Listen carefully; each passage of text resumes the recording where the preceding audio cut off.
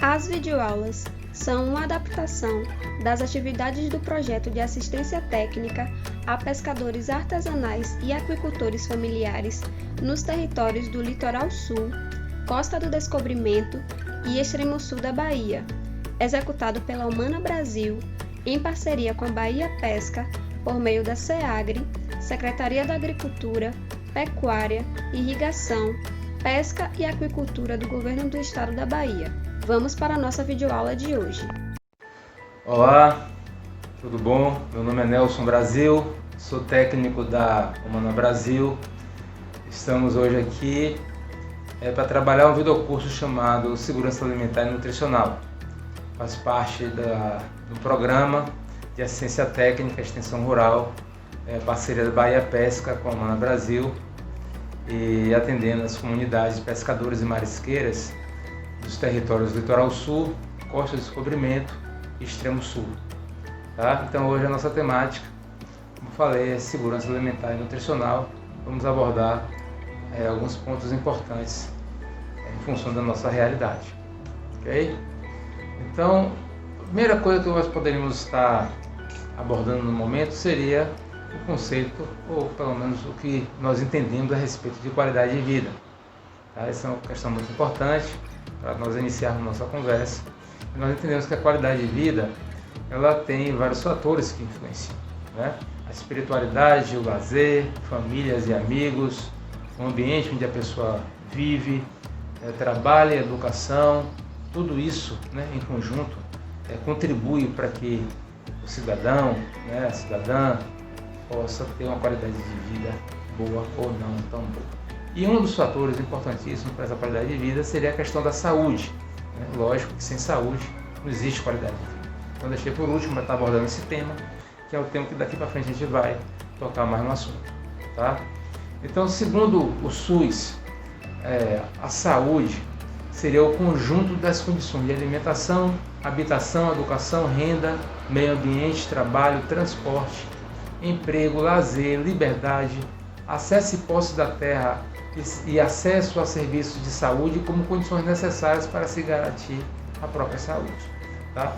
Então a questão da saúde não é só o fato de você não apresentar, vamos dizer assim, nenhuma doença. Está relacionada com diversos outros fatores. Esses fatores integrados, como eu acabei de citar, é que promovem a saúde do cidadão. Isso também sem deixar de dizer da saúde mental também, que faz parte desse contexto. Né? Não é só a questão da saúde do corpo, vamos dizer assim, mas da saúde mental que também está dentro desse contexto. E outras condições que afetam a saúde está relacionada com as condições socioeconômicas, né, com as condições sociais, condições econômicas, com as condições culturais e com as condições ambientais na qual aquela pessoa vive. Então a gente tem que levar em consideração produção de alimentos, o tipo de consumo de alimentos que você está fazendo ali uma relação muito próxima com a sua saúde, a questão da educação, do ambiente do trabalho, das condições de vida no trabalho como um todo, desemprego, água, esgoto, serviços sociais de saúde, habitação, tudo isso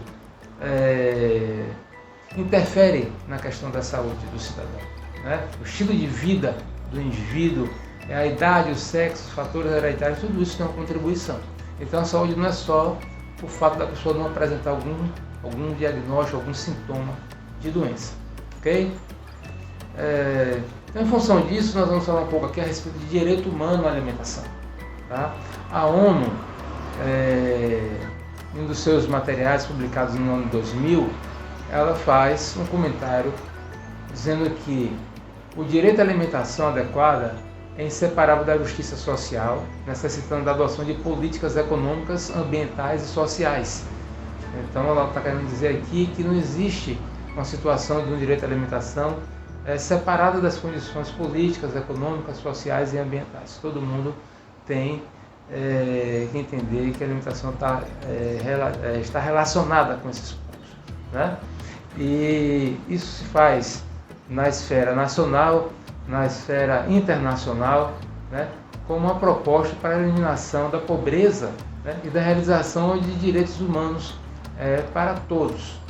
Então, alimentação, direito à alimentação ela não está sozinha, né? Ela está associada a vários outros direitos, vamos dizer assim, que o cidadão, né, no mundo todo, né, vamos dizer assim, que tenha esse mesmo direito, ok?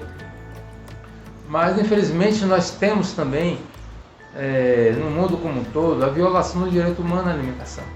Nós temos conhecimento de que a produção de alimentos, né, a produção, vamos dizer assim, que a política, né, que a questão econômica, ela pesa muito na produção de alimentos, tá? E a razão política, a ordem política é que explica o desastre da fome, né? O desastre humano que nós chamamos e conhecemos como fome, tá? Em função de uma política mal feita, vamos dizer assim, essa política é refém da condição ou do poder econômico, né? Quem tem dinheiro é quem manda na política, é isso que nós entendemos, né? E dessa forma a produção de alimentos ela não é direcionada para saciar a fome da população como um todo. A produção de alimentos ela é voltada para a questão da geração de lucros para grandes empresas, grandes empresários, grandes corporações. Então, infelizmente, as coisas funcionam dessa forma. Como vocês podem ver no slide, né? É uma condição do agronegócio, da questão até da pesca também, com grandes navios pesqueiros e grandes estruturas de produção de alimentos, é o que predomina no mundo afora. Então, um ponto que nós falamos que seria o desastre humano que nós chamamos de fome, se faz presente no Brasil, se faz presente no mundo. Nós sabemos que no mundo todo, na maioria dos países, na maioria dos continentes, nós encontramos ainda a questão da fome. E o Brasil não é diferente, né? Dos outros países, a fome se faz presente no nosso território, de norte a sul, de leste a oeste. Lógico que tem regiões que são mais carentes, que são mais necessitadas, que sofrem mais com a questão da fome, mas de uma maneira geral nós encontramos a fome espalhada pelo nosso país. Outro problema de saúde pública que nós temos que levar em consideração, principalmente em função daquilo que nós chamamos de a violação do direito humano à alimentação, seria a questão da obesidade. A obesidade é um problema de saúde pública. A obesidade também está presente no mundo todo. A obesidade ela não escolhe, vamos dizer assim, a condição social da pessoa. A obesidade está presente nas pessoas de renda alta e de renda baixa, tanto nas pessoas ricas como nas pessoas pobres. A obesidade está presente nos homens, está presente nas mulheres, está presente em todas as idades, com crianças, com jovens, adolescentes, com as pessoas mais velhas, com os adultos. Então a gente encontra obesidade em toda a situação. Tá? E aí tem um estudo que diz que a partir de 2018 a população brasileira entrou no patamar de mais de 50% da população adulta com obesidade. Então nós chamamos, nós entendemos que isso é um problema de saúde pública que diz respeito a uma má alimentação. A grande vilã, os grandes vilões da obesidade é o excesso de consumo de alimentos industrializados, alimentos ultraprocessados, com uma grande concentração de sódio, que no caso é o sal, uma grande concentração de açúcar, uma grande concentração de gordura, gorduras trans, por exemplo, que são gorduras que não têm utilidade, vamos dizer assim, para o nosso corpo.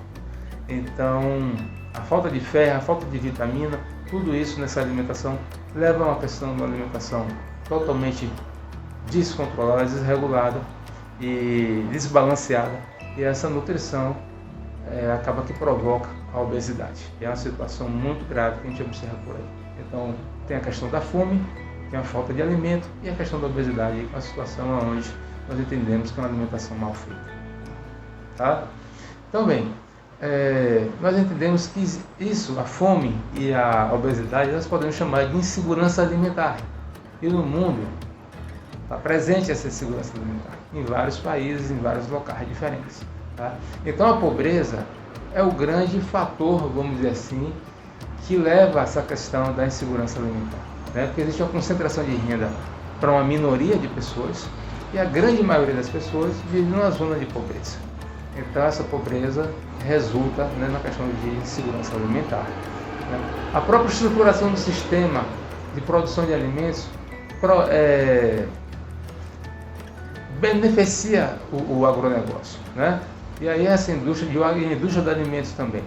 Então o alimento ele já está sendo encarado como uma mercadoria e não como um direito humano, né? Infelizmente, é o que a gente falou há pouco tempo atrás, que os alimentos são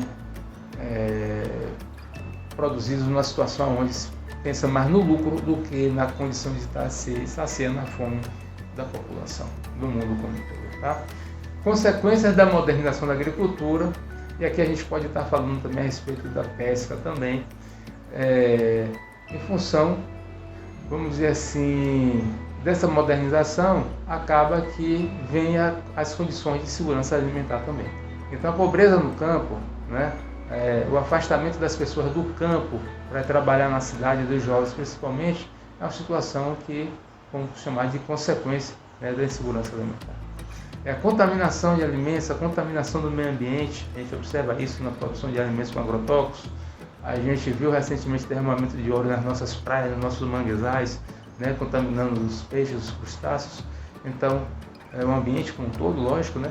E tudo isso aí é uma consequência, né, dessa modernização que acaba que causa impacto, né, ambiental e impacto na comunidade como um todo, né? Aí vem a alteração da estrutura original dos alimentos na produção de transgênicos, é uma situação real hoje.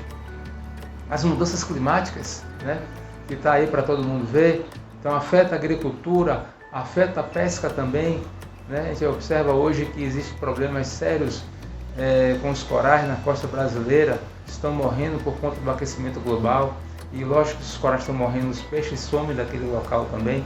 Então, tudo isso são consequências da insegurança alimentar no mundo, né?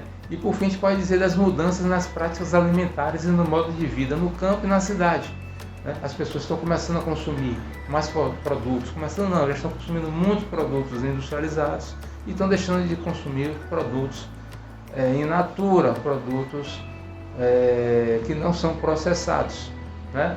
Então, infelizmente, isso acontece, né, na cidade, que era mais direcionado para a cidade, mas hoje no campo também, nas pequenas cidades também nós estamos observando que isso ocorre com uma certa frequência, ou com uma grande frequência, para dizer a verdade.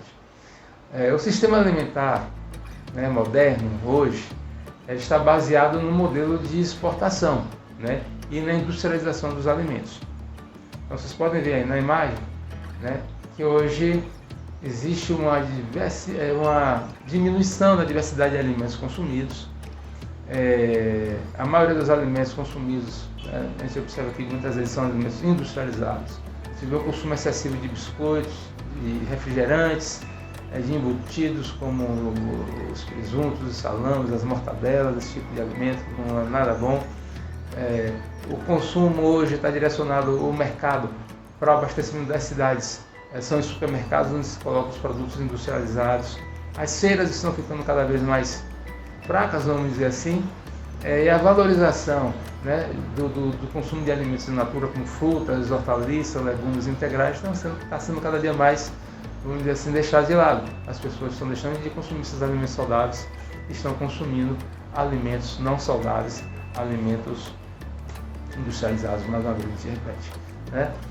E no Brasil não é diferente, né? Essa questão da insegurança alimentar e insegurança nutricional também.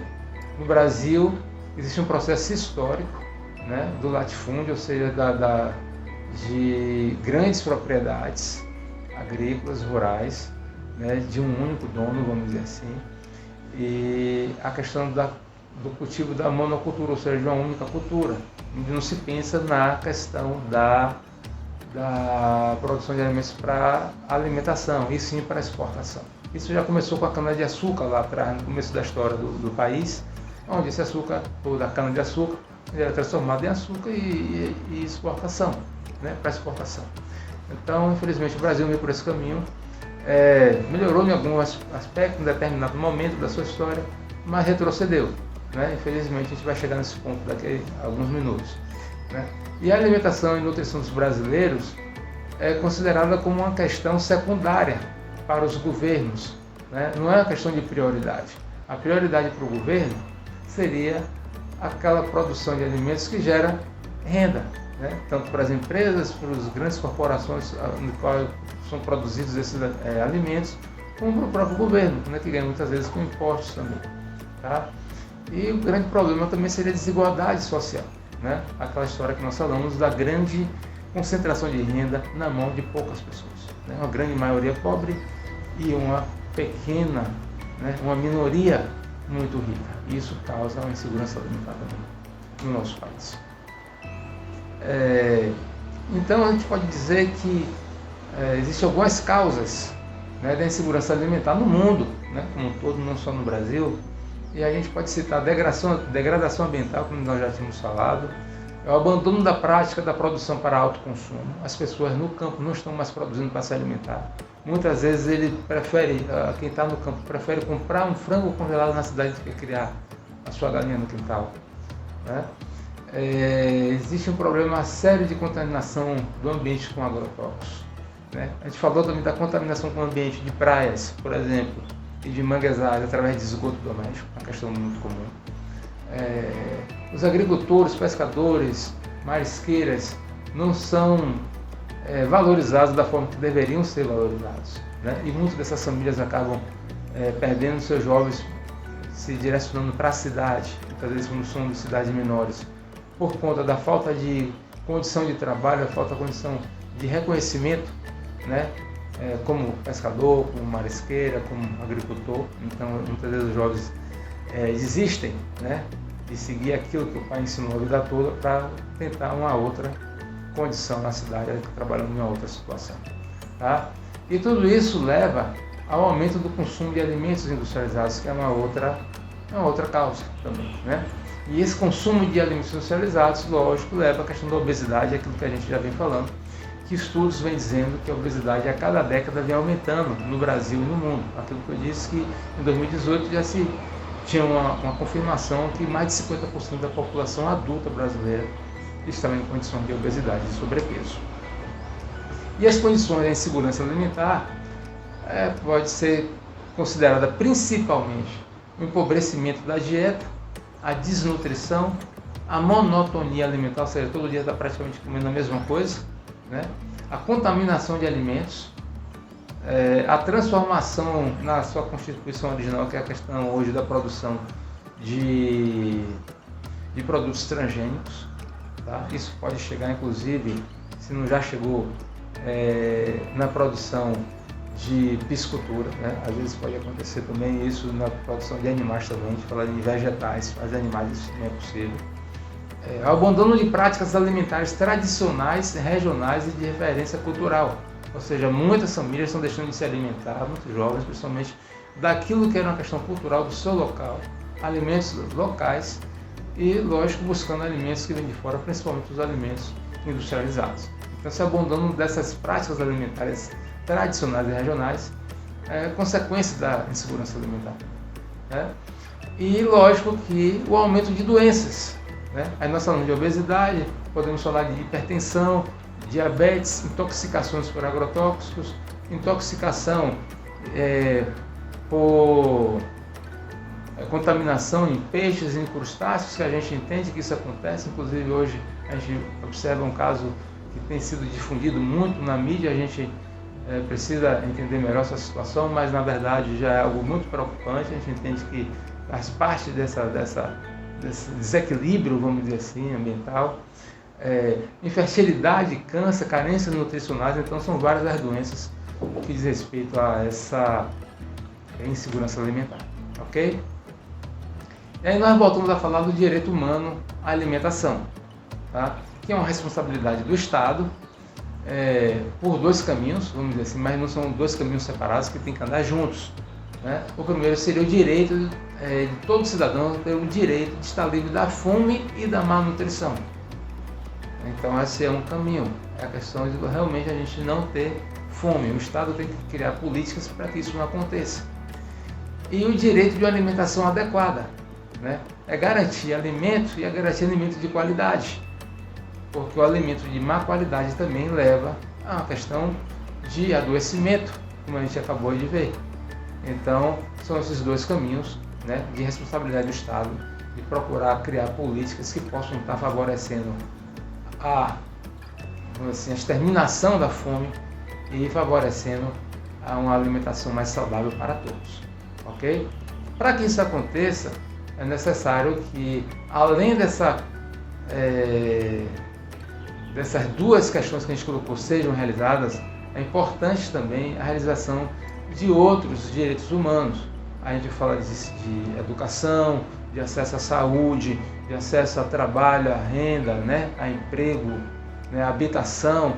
Então, todas essas políticas, né, elas vão favorecer uma alimentação mais justa, uma alimentação mais saudável.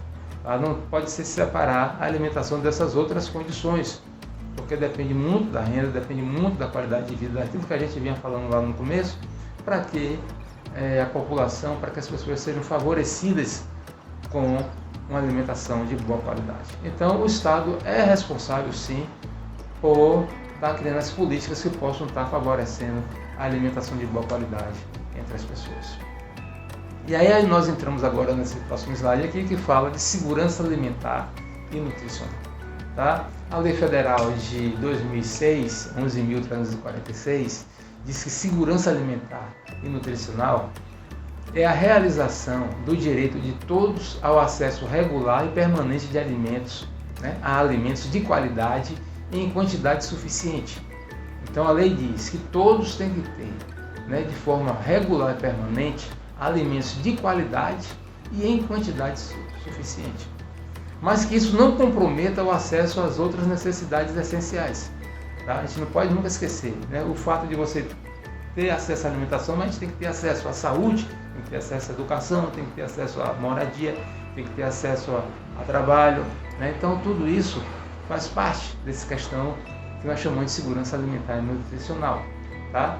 E aí é necessário também que a gente entenda que tem que ter base em práticas que promovam a saúde, né, que respeitem a diversidade cultural e que sejam socialmente justas, né, econômica e ambientalmente sustentável. Então a segurança alimentar passa por esse caminho, um caminho que diz respeito à promoção de alimentos, mas pensando também nas outras condições que promovem aquilo que nós falamos, que a princípio que seria a qualidade de vida. Está tudo interligado, está tudo relacionado. Outro ponto importante seria a questão da soberania alimentar, que a portaria de 2011, né, 2715, 17 de novembro de 2011, ela diz que a soberania alimentar se refere ao direito dos povos de decidir seu próprio sistema alimentar, né, e de produzir alimentos saudáveis e culturalmente adequados, acessíveis de forma sustentável. Então a ideia é que o homem do campo, né, aqueles que produzem o alimento, esses possam decidir, né, sobre o sistema alimentar ao qual eles precisam, né, se alimentar. E que eles possam também estar colocando esses produtos, distribuindo, não só consumindo, e levando para outras pessoas acima das exigências do mercado. Né? Não ficar refém do mercado. Né? O homem do campo, ele precisa escoar a produção dele, ele precisa de apoio, de políticas que promovam essa situação, né, para que eles possam estar vendendo no preço justo aquele produto que ele está oferecendo para a sociedade de modo geral. Tá? E a soberania alimentar também, ela promove um comércio transparente. Né? É diferente de determinados tipos de comércio que nós não conseguimos entender o que está se passando ali por trás. É diferente de você, é muito interessante você chegar na feira e comprar direto na mão daquela pessoa que produz, que você sabe o que produz, que você sabe o limite de qualidade, daquela pessoa que pescou, que foi lá, né, no mangue, que foi lá no rio, que foi lá na praia, no mar, que fez a pescaria, você comprar direto na mão dessa pessoa. Então tudo isso faz uma grande diferença. E isso é que nós chamamos de soberania alimentar, porque garante uma renda digna para todos, né, os povos, com direito dos consumidores, das pessoas que estão consumindo, de controlar sua própria alimentação e nutrição. Ou seja, quem está comprando sabe, né, o que está comprando e de quem está comprando. É diferente de você comprar um peixe no supermercado e você não sabe a origem desse peixe. Né? Você comprar uma fruta e uma verdura no supermercado, você não sabe a origem. Então a soberania alimentar, ela nos dá essa condição também, favorável para quem produz e favorável para quem compra, né, para quem está comprando na questão da comercialização dos produtos. Além do mais, a soberania alimentar garante acesso à gestão da terra, à gestão dos territórios, a questão de gestão de águas, sementes, animais e da biodiversidade, né, dos animais que estão ali presentes, né, das plantas que estão ali presentes, né, que tudo esteja na mão daquele que produz os alimentos. E a gente sabe do cuidado que é necessário ter com o meio ambiente, né? E muitas vezes grandes empresas, grandes estruturas de produção, de pesca e de produção, não se preocupa com o impacto ambiental, não se preocupa com a questão da biodiversidade ali, das espécies que estão ali presentes, se preocupa com o lucro. Mas o pescador artesanal, a marisqueira, o agricultor familiar, ele depende daquilo para sobreviver. Então ele sabe que ele precisa manter o meio ambiente numa condição favorável. Então é importante, né, que isso aconteça, e a soberania alimentar leva para essa condição também. Ok? Aqui no Brasil nós temos uma política nacional chamada de Política Nacional de Alimentação e Nutrição. Ok? Na portaria também de 2011 a 2715 fala a respeito dessa política nacional, que é uma política do governo federal, pensando na organização voltada para uma atenção nutricional, né, do país como um todo. Então são várias as diretrizes, né? Na verdade são 9 diretrizes, que nós não vamos aqui, vamos dizer assim, esmiuçar cada uma, mas é importante que a gente entenda que existe uma política no nosso país voltada para isso, né? Que promove a alimentação, uma política que diz respeito à gestão da produção de alimentos, da participação da sociedade nas decisões, né, dessa política, na pesquisa de universidades e centros de pesquisa voltados para a questão da agricultura, voltada para a questão da educação, né, da saúde, né? Então é importante que se tenha realmente um envolvimento da sociedade com o governo, estruturando uma política nacional de alimentação e nutrição. Um ponto importantíssimo a ser colocado, o que eu falei um pouco tempo atrás e agora eu entro no assunto, seria a publicação da ONU em 2014, onde a ONU colocou que o Brasil não estava mais no mapa da fome. Tá? Então isso é algo histórico, foi pela primeira vez na história. Hoje creio que nós já voltamos atrás, parece que nós já voltamos para essa condição, para o mapa da fome, vamos dizer assim. E o que aconteceu naquele momento, em 2014, foi que o governo do Estado brasileiro priorizou o combate à fome a partir de um conjunto de políticas públicas. Tá? Aquilo que a gente vem falando, o Estado tem a responsabilidade. Tá? Então, aquele governo naquele momento teve essa intenção, né, de colocar todo cidadão numa condição de ter uma alimentação estruturante. Então, ocorreu o aumento da renda da população dos mais pobres, teve um maior acesso a alimentos com destaque especial para a merenda escolar e a consolidação de uma rede de proteção social no país. Foi quando surgiu o PAA, quando surgiu o PENAI, quando surgiu outras políticas, que aí a gente entende que aqui não é só a questão da alimentação, a gente falou de habitação, nós falamos aqui de emprego, nós falamos de renda, nós falamos de vários outros fatores, de várias outras políticas que associadas levam à questão da diminuição da fome. Então, naquele momento, em 2014, o Brasil conseguiu tirar o seu nome dessa lista negra, vamos dizer assim, né? Mas, infelizmente, nós voltamos e nós precisamos superar isso mais uma vez. Okay? Então, esse é o mapa daquela época, né, de 2014, você vê que o Brasil está de branco, muitos outros países com a cor meio amarronzada, até avermelhada, que são países que estavam naquele momento, né, no mapa da fome também, divulgada por lá. Tá? Então a gente diz assim, o que é preciso, né, o que a sociedade tem que fazer para garantir que todos tenham acesso à alimentação adequada e saudável.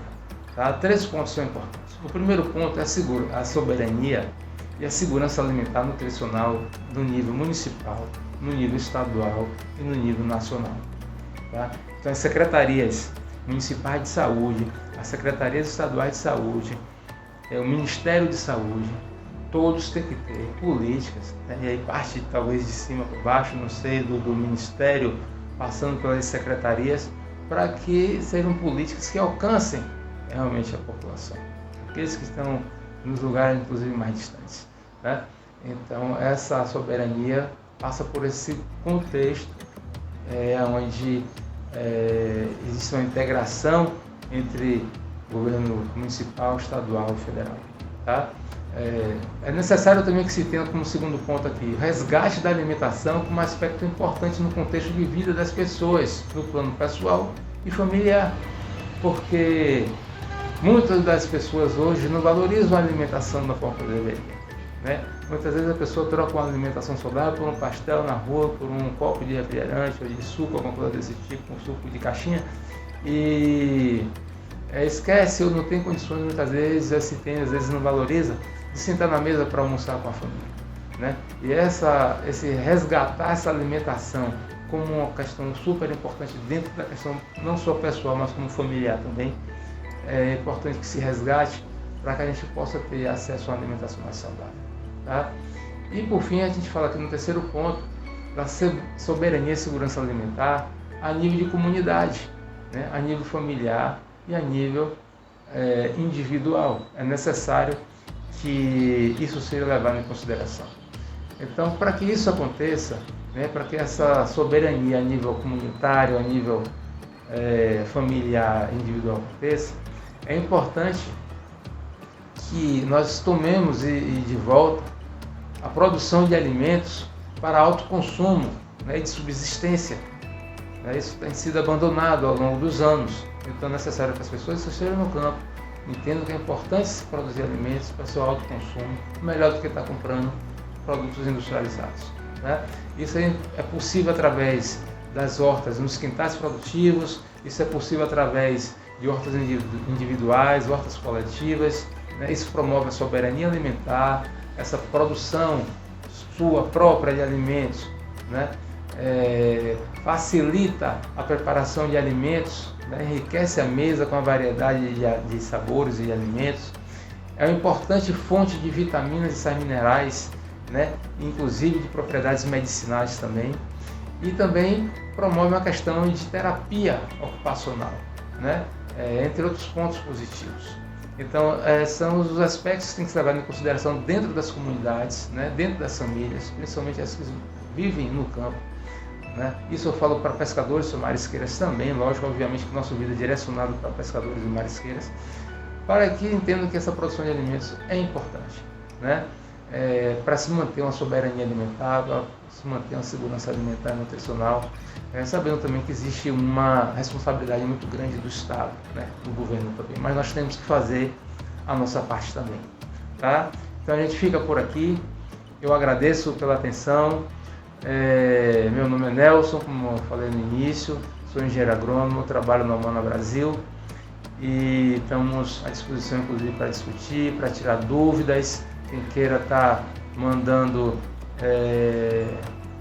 uma informação, um e-mail, trocando informação, ideia, a gente vai discutir, tá? Então, uma boa sorte a todos e até a próxima.